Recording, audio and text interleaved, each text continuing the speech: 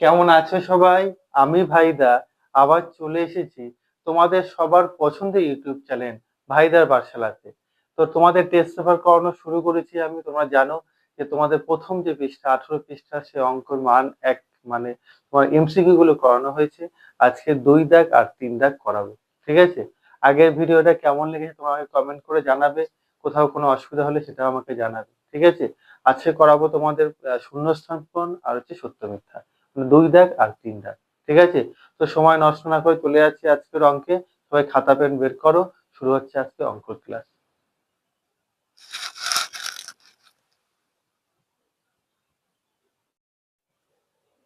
দেখো, খুব সুন্দর এখানে একটা অঙ্ক দিয়েছে। শূন্যস্থান পূরণের মান একের অঙ্ক কি বলছে দেখো। টুপি টাকা, টুপি টাকা মানে হচ্ছে এটা হচ্ছে আসল, টুপিটা কি হচ্ছে আসল। T/2 বছরে, T/2 মানে এটা হচ্ছে সময়। 2r/3% হার সরল সুদে, এটা হচ্ছে সুদের হার, বার্ষিক হার সরল সুদে। সবৃদ্ধি মূল অর্থাৎ সুদে আসলে কত হবে দেওয়া আছে, এটা বাকিটা বের করতে হবে। তো আমরা এখানে লিখি আসল, আসল সেটা কত হবে, 2p হবে। সময়, সময়টা কত হবে, T/2 বছর হবে। আর সুদের হার, সুদের হার কত হবে, 2r/3%। তাহলে সুদ কত হবে, সুদ, সুদ বের করার সূত্র বলেছিলাম কি, আসল গুণ সময় গুণ সুদের হার। আসল মানে হচ্ছে 2p, সময় মানে হচ্ছে T/2, আর সুদের হার হচ্ছে গিয়ে 2r/3, আর নিচে হচ্ছে গিয়ে 100। বুঝতে পেরেছো? এই দুই কেটে যায়, আর তো কিছু কাটে না। তাহলে কত হবে, পি হবে, তারপরে আর লেখো, তারপরে টি লেখো। বুঝতে পারলে? সামনে একটা 2 হবে, বাই এখানে 300 করে দাও, 3-এর সঙ্গে অংশ করলে 300। এটা কাটাকুটি যায়, করলে কত হবে, 150। তাহলে পি আর টি বাই 150। বোঝা গেল? এটা সুদ। তাহলে সুদ আসল, সুদ আসল সেটা কত হবে, সুদের সঙ্গে আসল যোগ করতে হবে। আসল কত, পি আর টি বাই 150। আর আসল এটা হচ্ছে সুদ, আসল কত হচ্ছে 2p। তাহলে কত হয় বলো? তাহলে হচ্ছে 2p এখানে দেওয়া আছে, তাহলে এখানে কি হবে, এখানে হবে পি আর টি বাই 150। বুঝতে পারলে? P R T by 150, P R T by 150, এত টাকা। বুঝতে পারলে? তাহলে ভালো করে দেখবে, আসল হচ্ছে 2p টাকা, সময় হচ্ছে T/2, আর তোমার সুদের হার হচ্ছে 2r/3%। সেগুলো পরপর বসিয়েছি। হ্যাঁ, টাকা লিখলে ভালো হবে, টাকা। বুঝতে পারলে? সূত্র হচ্ছে গিয়ে P/T/100। পি মানে হচ্ছে আসল, আর মানে হচ্ছে T/2 মানে হচ্ছে তোমার সময়, আর সুদের হচ্ছে কি 2r/3। বুঝতে পেরেছো? বাই 100 করলাম, 2 কেটে দিলাম, উপরে পি টি আর 2r একসঙ্গে গুণ করলে 2p, পি আর টি হবে। আর 3-এর সঙ্গে একসঙ্গে 300, 2 দিয়ে কাটলে 150, ওটাই বসিয়ে দিয়েছি। ঠিক আছে? তো উত্তর কোনটা হবে, এইটা পি আর টি বাই 150। দেখে না,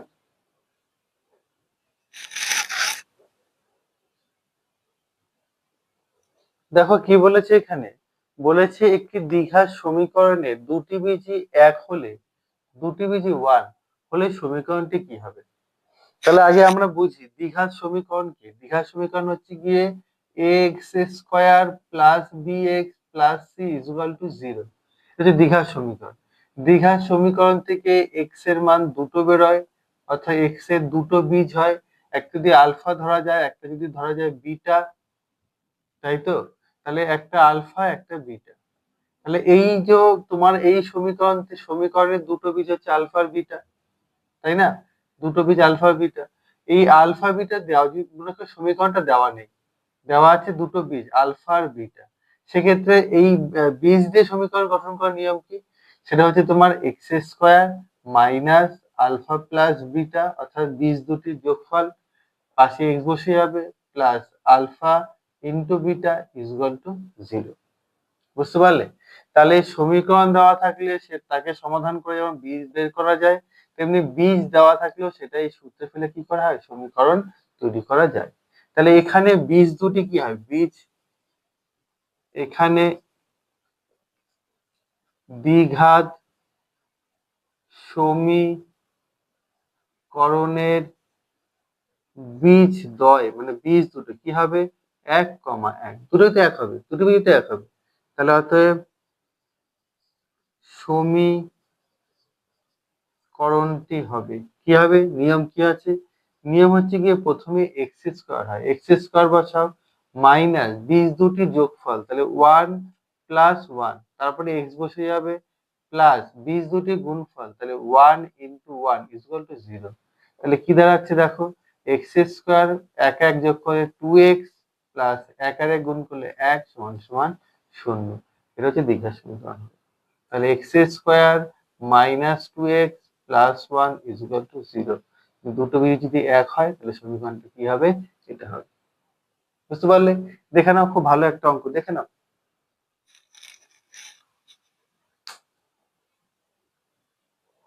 দেখো এই ধরনের অঙ্কগুলো না মান একে আসতে পারে, এই শূন্যস্থানে দিল, বা চারটে অপশন দিয়ে এমসিকিউ তো দিল, বুঝতে পেরেছো, বা মান 2ও দিতে পারে, তখন কি কোনো অপশনও দেবে না বা শূন্যস্থানে থাকবে না। তো এই টাইপের অঙ্কটা মান একেও আসে, মান 2ও আসে। তোমাদের আমি ত্রিকোণমিতির সাজেশন দিয়েছি, একবার দেখে নিও, ওখানে এই টাইপের অঙ্কগুলো আছে, ঠিক আছে। আর ত্রিকোণমিতির যে সূত্রগুলো শেখার একটা যে নিয়ম আছে সেটাও শেখানো আছে, পারলে একবার দেখে নিও, একবার ভিডিওটা দেখবে, তো ত্রিকোণমিতিতে আর সূত্র কোনো ভুল হবে না। ঠিক আছে, দেখে নাও, আসো। অঙ্কটা কি বলেছে, অঙ্কটা বলেছে cos square theta minus sign square theta equal to p/2, এটা বলেছে। এবার দেখো আমরা জানি কি জানি, আমরা জানি sign square theta plus cos square theta সমান সমান 1। এটাকে ঘুরিয়ে লেখা যায় যে কস square theta plus sign square theta equal to 1। আগে পরে কোনো সমস্যা হয় না। এবার এখানে কি বলছে দেখো, এখানে বলছে cos to the power 4 theta minus sine to the power 4 theta. তাহলে করা যায় এটা cos স্কয়ার থিটা তার হোল স্কয়ার, এটা করা যায় সাইন স্কয়ার থিটা তার হোল স্কয়ার। তাহলে a square minus b square সূত্র কি, a প্লাস b আর a মাইনাস b। তাহলে এটার মান কত, দেখো এটার মান হচ্ছে 1, এর মান কত, দেখো এর মান দেওয়া আছে p/2, তাহলে করলে কত হবে, করলে উত্তর p/2ই হবে। বুঝতে পারলে? তাহলে এখানে কত হবে, p/2। এইটা এই সূত্রটা কিন্তু জানা, এই সূত্র মুখস্থ রাখতে হবে। বুঝতে পারলে? সেখান থেকে cos স্কয়ারটা আগে এনেছি, sin স্কয়ারটা পরে, কোনো সমস্যা নেই, বুঝেছো। 2 এর সঙ্গে যদি 5 যোগ করো তাহলেও 7 হবে, 5 এর সঙ্গে যদি 2 যোগ করো তাহলেও 7 হবে।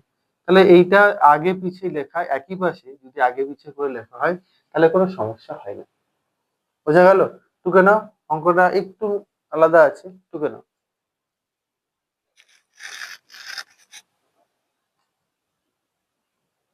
দেখো কি বলেছে, যে এখানে একটি বৃত্তের অন্তঃস্থ বিন্দু থেকে, একটি যে বৃত্ত হয়, এই বৃত্তের অন্তঃস্থ কোনো বিন্দু এখান থেকে এখান থেকে এখান থেকে দেখুন এক জায়গা থেকে হতে পারে, বিন্দু থেকে বৃত্তটির উপর অঙ্কিত স্পর্শকের সংখ্যা কতগুলি হবে। দেখো স্পর্শক মানে কি, একটা বৃত্ত তার পরিধিকে স্পর্শ করে যদি কোনো সরলরেখা চলে যায় এরকম বা এরকম বা এরকম, তাই না, এগুলো হচ্ছে স্পর্শক। তো যদি বৃত্ত হয় তাহলে বৃত্তের স্পর্শক হতে হবে এমন একটা বিন্দু যেটা কি হবে, বৃত্তের বাইরের পরিধি বরাবর অবস্থিত, বাইরের পরিধি। কিন্তু তাহলে বিন্দু যদি ভেতরে হয়, অন্তঃস্থ যদি বিন্দু হয়, তাহলে সেখান থেকে তো স্পর্শক হবে না, তাই না। স্পর্শকটা সবসময় কি হবে, বৃত্তের বাইরে হতে হবে, অন্তঃস্থ হলে কোনো স্পর্শক হওয়া সম্ভব নয়, তাই না। অনেক সময় আমরা আগে অঙ্কে দেখিয়েছিলাম, একটা অঙ্ক ছিল আমাদের, যে এখানে একটা বিন্দু আছে, বাইরে একটা বহিঃস্থ একটা বিন্দু আছে, এখান থেকে একটা স্পর্শ এঁকেছে, এরকম একটা স্পর্শক হবে বা এরকম একটা স্পর্শক হবে, সেটা কি হবে, একদম বাইরে, বিন্দুটা হচ্ছে বাইরে, বৃত্তের বাইরে হতে হবে। বৃত্তের ভেতরে যদি কোনো বিন্দু হয় সেখান থেকে স্পর্শ অঙ্কন করা সম্ভব নয়, তাই না? তাহলে এখানে যেহেতু সম্ভব নয়, তাহলে আবার সংখ্যাও লিখতে বলছে, তাহলে কি হবে? এখানে লিখবে শূন্য লিখবে।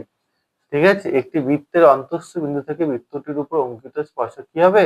শূন্য হবে। যেহেতু ভেতরের কোনো যদি ভেতরের কোনো বিন্দু হয়, সেই বিন্দু দিয়ে যেহেতু কোনো স্পর্শ অঙ্কন করা যায় না, তাহলে সেটা কত হবে? শূন্য হবে। তাই তো? দেখে নাও একবার।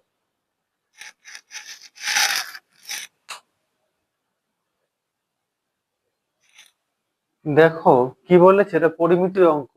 দুটি নিরেট গোলক, মানে এ একটা গোলক আছে, এ একটা গোলক আছে, মানে ফুটবল ধরতে পারো।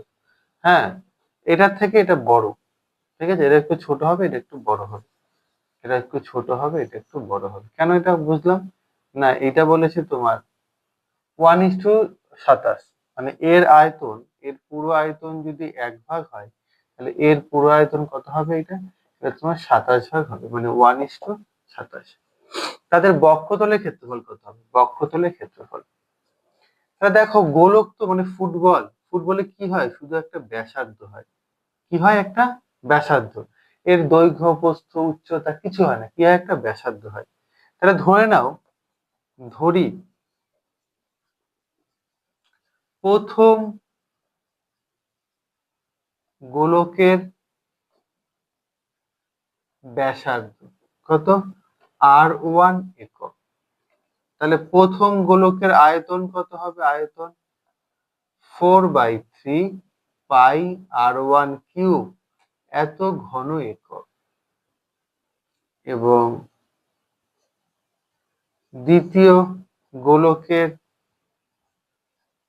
ব্যাসার্ধ হচ্ছে R2 একক। তাহলে দ্বিতীয় গোলকের আয়তন কত হবে? 4/3 পাই R2 কিউব, এত ঘন একক। তাহলে প্রশ্নানুসারে কি বলছে? এদের অনুপাত, অনুপাত মানে কি? 4/3 পাই R1 কিউব আর 4/3 পাই R2 কিউব সমান সমান কত হবে? 1/27। তাহলে 4/3 4/3 কেটে যাবে, পাই পাই কেটে যাবে, তাহলে কি দাঁড়াচ্ছে? দাঁড়াচ্ছে R1/R2 তার হোল কিউব আর 1/3 তার হোল কিউব। তাহলে কিউব কিউব উঠে গেলে কত হয়? R1/R2 সমান সমান 1/3। বুঝতে পারলে? এবার বলছে বক্ষতলের ক্ষেত্রফল। কি বলছে? বক্ষতল। বক্ষতল কি হবে? লেখা যায় যে 4 পাই, আচ্ছা আগে আমি পড়ি, এখানে এখানে পড়ি যে R1/R2 তার হোল স্কয়ার, তাই না? আর এখানে হবে 1/3 তার হোল স্কয়ার। তাহলে R1 square by R2 square সমান সমান 1/9। এবার বক্ষতলের ক্ষেত্রফল হচ্ছে কি 4 পাই R স্কয়ার, এটা হচ্ছে কি 4 পাই R1 স্কয়ার R2 স্কয়ার সমান সমান কি হবে? 1/9। একই জিনিস উপর নিচে গুণ করা যায়, অসুবিধা হয় না। তাহলে এটা হচ্ছে কি প্রথমেরটার বক্ষতলের ক্ষেত্রফল, এটা হচ্ছে গিয়ে দ্বিতীয়টার বক্ষতলের ক্ষেত্রফল। তাহলে অ্যাকচুয়ালি কত হবে? তাহলে তোমার বক্ষতলের ক্ষেত্রফলের অনুপাত কত হবে? 1:9। তাহলে কত হবে এখানে? 1:9। বোঝা গেল? একটু বড় হলো, কিন্তু কিছু করার নেই, বুঝতে পেরেছো? এবার এটা না শর্টে করা যায়, শর্টে। বুঝতে পেরেছো? ওখানে কি বলছে? আয়তন, আয়তনের অনুপাত কত দিকে দেওয়া আছে? 1:27। বুঝতে পারলে? যদি আয়তন মানে গোলকের ক্ষেত্রে বলছি, গোলক যদি আয়তন যদি 1:27 হয়, তাহলে ব্যাসার্ধ কত হবে? ব্যাসার্ধ অনুপাত কত হবে? এর না কিউব রুট করবে। কি করবে? Cube root. তাহলে 1-এর কিউব রুট করলে 1 হয়, আর 27-এর কিউব রুট করলে কত হয়? 3 হয়। এবার বক্ষতলের ক্ষেত্রফল একই ব্যাপার, গোলকের বক্ষতলের ক্ষেত্রফল যা সমতলের ক্ষেত্রফল যা, তাহলে ক্ষেত্রফল হলে কি হবে? এর স্কয়ার হবে। তাহলে 1 স্কোয়ার করলে 1 আর 3 স্কোয়ার করলে 9, তাহলে কত হবে 1:9। তোমরা এইভাবেও করতে পারো, যেহেতু এমসিকিউ তো না করে একটু না দেখালেও হবে, সমস্যা নেই। তখন কি করবে, তোমরা মনে মনে করবে কি যে আয়তন যখন বলছি 1:27, তাহলে ব্যাসার্ধ কি হবে, কিউব রুট করলে কত হবে, 1 কিউব রুট করলে 1, 27 করলে 3, তাহলে ক্ষেত্রফলটা স্কোয়ার হয়, ব্যাসার্ধের স্কোয়ার হয় ক্ষেত্রফল, তাহলে কত হবে 1 স্কোয়ার করলে 1 আর 3 স্কোয়ার করলে 9, তাহলে 1:9। তাহলে এরকম বড় করে করতে পারি, তো যেটা ভালো লাগে। বুঝতে পেরেছো? দেখো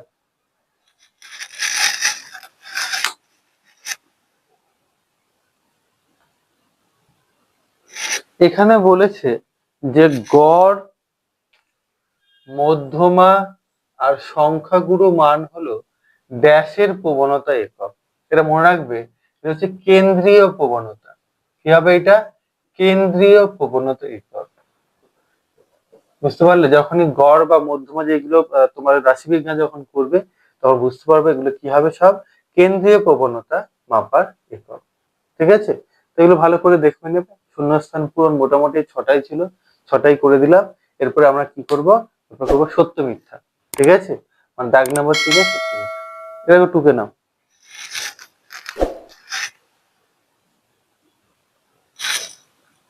দেখো কি বলেছে এখানে, একটি যৌথ ব্যবসায় এ এর মূলধন 1200 টাকা আর লভ্যাংশ হচ্ছে গিয়ে 180 টাকা। যদি মোট লাভ 300 টাকা হয়, তবে বি এর মূলধনের পরিমাণ হবে 800 টাকা। তাহলে এ এর মূলধন কত বলেছে,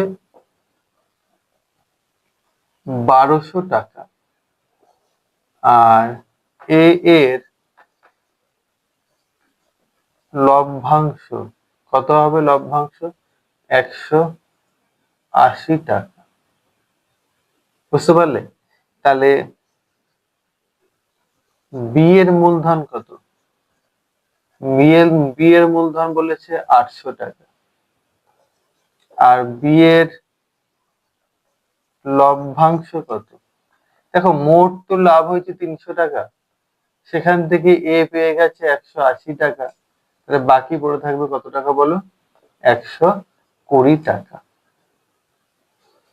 তাহলে এই এই এই যে শর্তগুলো ঠিক না ভুল দেখতে বলছে। আচ্ছা, তাহলে এ ও বি এর মূলধনের অনুপাত, এর মূলধন কত, এর মূলধন হচ্ছে 1200 টাকা, আর বি এর হচ্ছে গিয়ে 800 টাকা। তাহলে এই দুটো শূন্য উঠে যায়, 4 দিয়ে করলে কত হবে, 4 দিয়ে করলে হচ্ছে তোমার 3 4 12 আর 4 2 8, তার মানে 3:2। এ ও বি এর লাভের অনুপাত বা লভ্যাংশ অনুপাত লিখলেও হতো 180:120 করলে কথা হয় বলো, 0 উঠে 6 দিয়ে করলে 3 6 18, 6 2 12।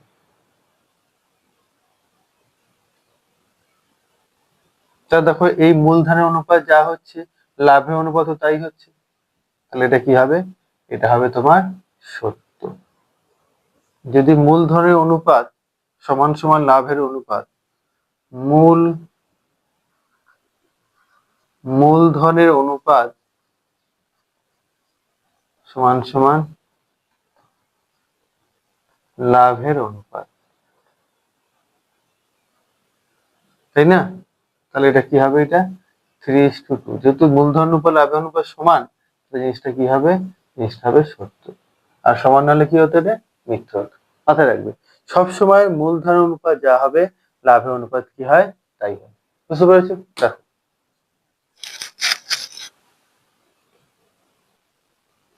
দেখো এটা ভেদের অঙ্ক দেওয়া হয়েছে।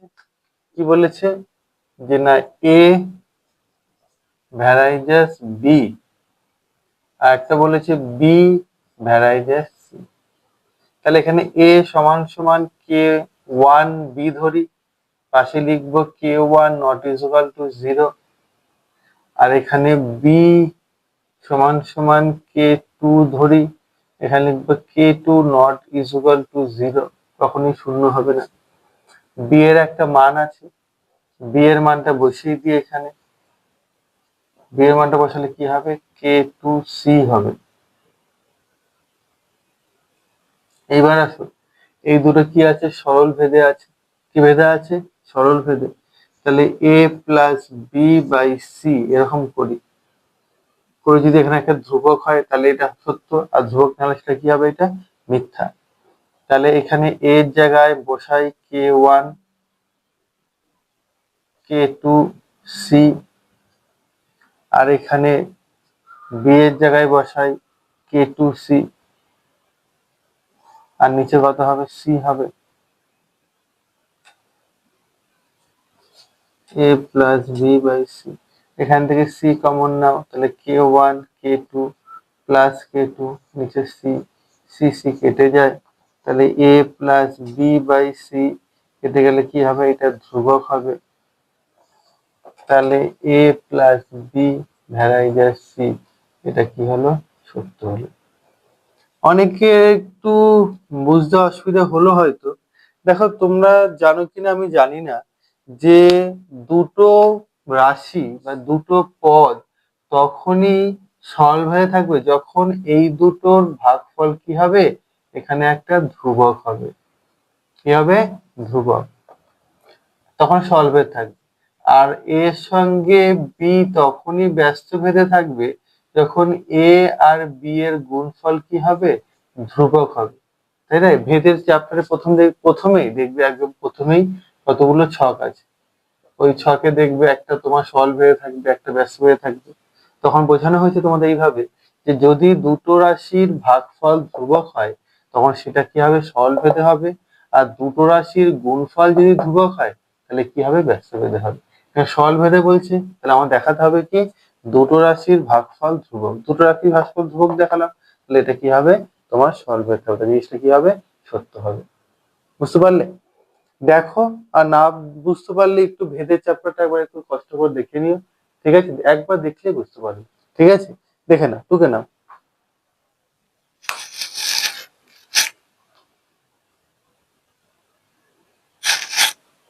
এখানে বলছে অর্ধবৃত্ত অপেক্ষা বৃহত্তর বৃত্তাংশকোণ স্থূলকোণ। না, এটা সবসময় স্থূল, এটা সমকোণ হবে। এটা কি হবে, সূক্ষ্মকোণ হবে। এটা কি হবে, সূক্ষ্মকোণ। তাহলে এটা কি হলো, এটা মিথ্যা হলো। বুঝতে পারলে? এই পুরো বিষয়টা তোমাদের বোঝানো আছে, বুঝেছো? তোমাদের প্রয়োগ 16তে আছে। বুঝতে পারলে? পৃষ্ঠা হচ্ছে 136 পৃষ্ঠা। 136 পৃষ্ঠায় প্রয়োগ 16তে এইটা ডিটেলসে বোঝানো আছে, যে অর্ধবৃত্ত অপেক্ষা বৃহত্তর কোণ একটি সূক্ষ্মকোণ। এটা প্রমাণ করে দেওয়া আছে। যদি এই লাইনটা অসুবিধা হয় বুঝতে, যে স্যার কেন স্থূলকোণ না হয় সূক্ষ্মকোণ হলো, তাহলে কি করবে, বইয়ে 136 পৃষ্ঠা যাবে, দেখবে প্রয়োগ নম্বর 16 আছে। দেখে নিও, যদি অসুবিধা হয় আমার কমেন্ট করে জানাবে, তাহলে আমি তোমাদের একদিনকে বুঝিয়ে দেবো। ঠিক আছে? এটা কি হবে, এটা মিথ্যা হবে, এটা স্থূলকোণ না সূক্ষ্মকোণ হবে, তাই তো? তাহলে এটা কি হলো, মিথ্যা। ঠিক আছে, লিখে নাও, মিথ্যা।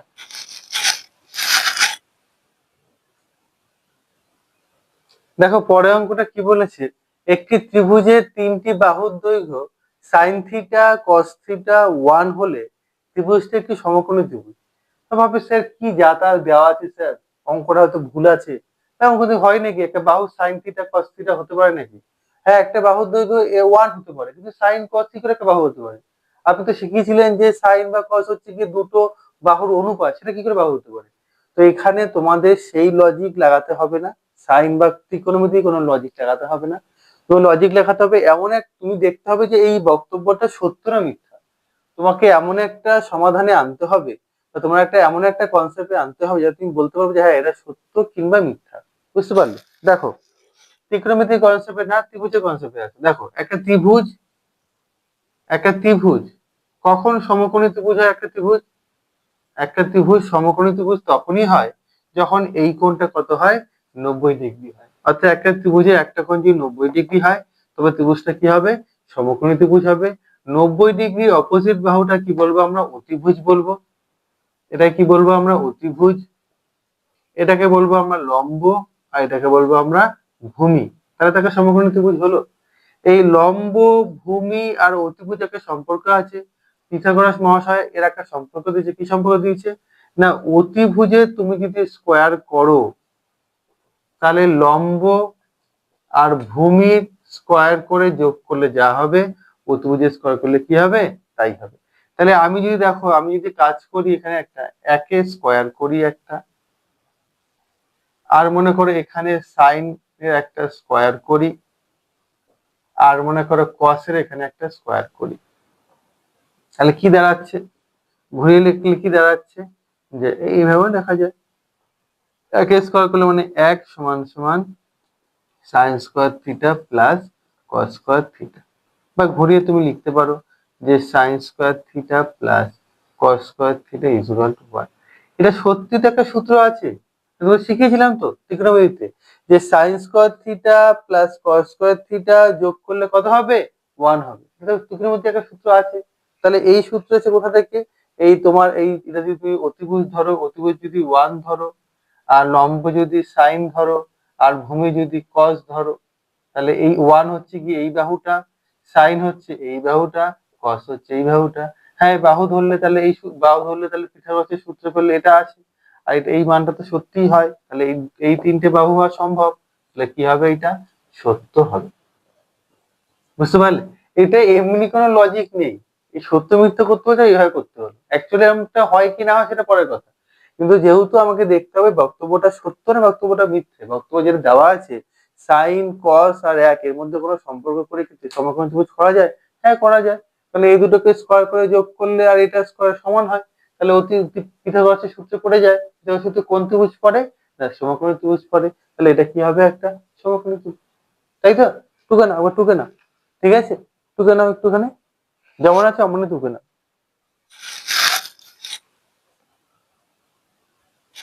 দেখো কি বলেছে এখানে সত্য মিথ্যায়, কোন গোলকের ব্যাসার্ধ দ্বিগুণ করলে তার আয়তন দ্বিগুণ হবে, সত্য না মিথ্যা। তোমাদের আমি কি বারবার করে আগে আগে আগের একটা অঙ্ক তো বুঝিয়েছি, ব্যাসার্ধ যা হবে আয়তন কি হবে তার কিউবে হবে, আর এরিয়া কি হবে তোমার ক্ষেত্রফল কি হবে তার স্কোয়ার হবে, ঠিক আছে। ভলিউম তো ভলিউম মানে আয়তন, তাই ভি লিখলাম। তা ব্যাসার্ধ যা হবে তাকে কিউব করলে কি হবে তোমার আহ আচ্ছা এটা এইভাবে লেখা যায় যে তোমার আহ, আয়তন কি হবে না তোমার এটা কিউব হবে, আর তোমার ক্ষেত্রফল কি হবে তোমার এটার স্কোয়ার হবে। তাহলে ব্যাসার্ধ যা হবে তাকে কিউব করলে কি হবে আয়তন হবে, আর ব্যাসার্ধ যা হবে তাকে স্কোয়ার করলে কি হবে তোমার ক্ষেত্রফল হবে। তাহলে এখানে ব্যাসার্ধ কি আছে, ধরি ব্যাসার্ধ সমান সমান আর একক, তাহলে আয়তন কত হবে, আয়তন আয়তন হবে তোমার গোলকের তো গোলক হচ্ছে 4/3 পাই আর কিউব, তাই না, দরকার নেই, এত ঘন একক, বুঝতে পেরেছো। তাহলে এখন ব্যাসার্ধ কত 2 আর একক, তাহলে এখন আয়তন কত হবে 4/3 পাই 2 আর তার হোল কিউব ঘন একক, তাহলে পাই/3 4/3 পাই 2 এর কিউব করলে 8 আর কিউব ঘন একক, 8টা সামনে নিয়ে আসো, তাহলে কত হবে 4/3 পাই আর কিউব, এখানে 4/3 পাই আর কিউব ছিল, এখানেও 4/3 পাই আর কিউব আছে, সামনে কি আছে 8 গুণ, তাহলে কত গুণ হবে 8 গুণ, তাহলে ব্যাসার্ধ দ্বিগুণ হলে ক্ষেত্রফল কত 8 গুণ। তাহলে কি বলেছিলাম তোমাকে যে তোমার ক্ষেত্রফল কি হয় মানে তোমার আয়তন কি হয়, আয়তন সবসময় তোমার কি হবে না ব্যাসার্ধের কিউবে হবে, ব্যাসার্ধের কিউব। তা ব্যাসার্ধ যেহেতু দ্বিগুণ হয়েছে, আগে 8 ছিল এখন 2 আর দ্বিগুণ হয়েছে, তাহলে 2 এর কিউব করলে কত হবে 8 হবে, তাহলে ক্ষেত্রফলে কত হবে 8 গুণ হবে। বলেছিলাম যে ভি সবসময় আর কিউব যা থাকবে, ব্যাসার্ধ যা থাকবে তোমার ক্ষেত্রফল কি হবে তার স্কোয়ার করে বসাবে, আর আয়তন কি হবে তার কিউব করে বসাবে, যা থাকবে। দ্বিগুণ হলে দ্বিগুণের স্কোয়ার, দ্বিগুণের কিউব, 4 গুণ হলে 4 গুণের স্কোয়ার, 4 গুণের কিউব, বুঝতে পারছি। তাহলে কি হবে এটা, এটা তোমার হবে মিথ্যা, কি হলো এটা মিথ্যা হলো, দেখে নাও।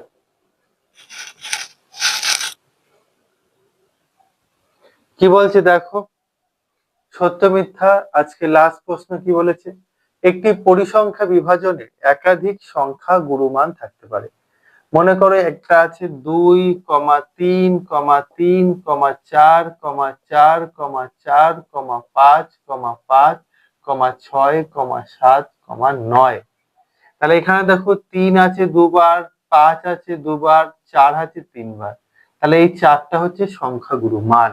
তাহলে সংখ্যাগুরু মান মানে হচ্ছে কি এমন একটা, যেটা ওই রাশি সিরিজে বা ওই তোমার ক্রমান্বয়ে সবচেয়ে বেশি বার আছে, তাই না? তোমার এই পরিসংখ্যা বিভাজন তথ্য দেওয়া আছে, তাকে যদি ঊর্ধ্বক্রমে সাজানো হয়, তাহলে সব থেকে বেশি বার যেটা থাকবে সেটাই হচ্ছে তোমার সংখ্যাগুরু মান। তাহলে এখানে সবচেয়ে বেশি বার থাকবে, সেটা একটাই সংখ্যা হতে পারে, একটাই সংখ্যা হয়, এটা সবচেয়ে বেশি বার হতে পারে, তাই না? দুটো দুবার 3 বার তো হতে পারে না। তাহলে সংখ্যাগুরু মান কি হবে তোমার, একাধিক সংখ্যা হতে পারে না, একটাই সংখ্যা হতে পারে। বুঝতে পারলে? তাহলে এটা এবার এইরকম একটা হলো, তুমি দেখবে যে এরকম থাকে 2,3,4 ও দুটো হলো, 5 হলো একটা, 6 হলো একটা, 7 একটা। সেক্ষেত্রে কিন্তু দুটো হতে পারে, তাই না? এখানে এখানে সর্বোচ্চ মান কি হবে, 2 হতে পারে। তাহলে এরকম যদি হয় যেখানে সবচেয়ে বেশি আছে একটা করে সংখ্যা, সেক্ষেত্রে সংখ্যাগুরু মান একটা হবে। যে এমন যদি হয় কোনো একটা পরিসংখ্যা বিভাজন চকে দুটো দুটো করে আছে, বা এখানে একটা 3 আছে, এখানে একটা 4 আছে, বা তিনটে 3 তিনটে 4, তাহলে এখানে দুটোই সমান বেশি, এটাও 3টে বেশি, এটাও 3টে, এটাও বেশি, এটাও বেশি। তাহলে সেক্ষেত্রে সংখ্যাগুরু মানে দুটোই হতে পারে। তাহলে এখানে বলছে তোমার একাধিক থাকতে পারে, তাহলে হ্যাঁ লেখো, হ্যাঁ, বা সত্য লেখো, সত্য। তো তোমার সিরিজটা দেখতে হবে, পরিসংখ্যা বিভাজন দেখতে হবে যে সেখানে কি তোমার আহ, দুটো সংখ্যা কি একই মাপের আছে। ঠিক আছে, সেক্ষেত্রে এখানে যেহেতু একই মাপের আছে, এখানেও 3টে, এখানেও 3টে, সর্বোচ্চ 3টে, সর্বোচ্চ 3টে, তাহলে এটা সত্য হলো। কিন্তু এখানে দেখো সর্বোচ্চ হচ্ছে একটা, তাহলে সেটাও হবে একটা, তাই না? তাহলে এটা তোমার দেখে বুঝতে হবে, সিরিজ না দিলে তো বোঝা যাবে না। তবে হতে পারে যদি কোনো তথ্যে দুটো সংখ্যা বা 3টে, ধরো যা হোক, সে সমপরিমাণ যদি থাকে, হ্যাঁ, পরিমাণ যদি সবচেয়ে বেশি থাকে আর সমান থাকে, তাহলে সেইগুলো কি সংখ্যাগুলোর মধ্যে ধরা যাবে। তাহলে উত্তর হতে পারে হ্যাঁ, হতে পারে বা সত্য। ঠিক আছে, তবে এখানে সিরিজটা দিলে ভালো বোঝা যায়। বুঝতে পারলে? কিন্তু এখানে সত্যই লেখো। ঠিক আছে, তাহলে আজকের মতন টাটা। ঠিক আছে, পরের দিন তোমাদের আমি মান 2টা করাবো খানে। ঠিক আছে, এই 18 পৃষ্ঠাতে মান 2টা ভালো করে করাবো। এগুলো সুন্দর করে বাড়িতে করো, রিভাইজ করো। ঠিক আছে, কোথাও কোনো অসুবিধা হলে আমাকে বলো যে স্যার এখানে বুঝতে অসুবিধা হচ্ছে। আর কোথাও কোনো প্রবলেম থাকলে সেগুলো আমাকে বলবে, কমেন্ট করে জানাবে। যদি সম্ভব হয়, যার যেখানে অসুবিধা আছে আমি একটা ক্লাস করে সেই সমস্যাগুলো দূর করবো। ঠিক আছে, আজকে আসলাম, সবাই ভালো করে পড়াশোনা করো, আর রুটিন বানিয়ে পড়ো। হ্যাঁ, কখন কোনটা পড়বে, সকালবেলা অঙ্ক করবে না বিকেলে অঙ্ক করবে, মোটমাট প্রত্যেকদিন 2 ঘন্টা করে অঙ্ক করতেই হবে। তো তুমি যেভাবে করো রুটিন বানিয়ে করো, কোনো অসুবিধা নেই, কিন্তু 2 ঘন্টা তুমি অঙ্কটা পার ডে করবে। কারণ স্কুল বন্ধ, স্কুলে যাচ্ছ না, বাড়ি আছো, বাড়ি বসে আছো, টিউশনি আছে, আর বাড়িতে বসে পড়ছো, তো 2 ঘন্টা বের করতে কোনো অসুবিধা হওয়ার কথা না। ঠিক আছে, কিছুই না, শুধু পুরোনো অঙ্কগুলো রিভাইজ করো। ঠিক আছে, আর আমি চেষ্টা করছি প্রত্যেকটা চ্যাপ্টারে সাজেশন টাইপের কিছু একটা করে দেবো। ত্রিকোণমিতি দিয়েছিলাম সেরকম, first chapter, second chapter, third chapter, প্রত্যেকটা চ্যাপ্টারে তোমাদের সাজেশন দেবো। আশা করি ওখান থেকে তোমাদের সব পরীক্ষায় চলে আসবে, তোমাদের আর কষ্ট হবে না। ঠিক আছে, তাহলে আজকের মতো আসি, টাটা।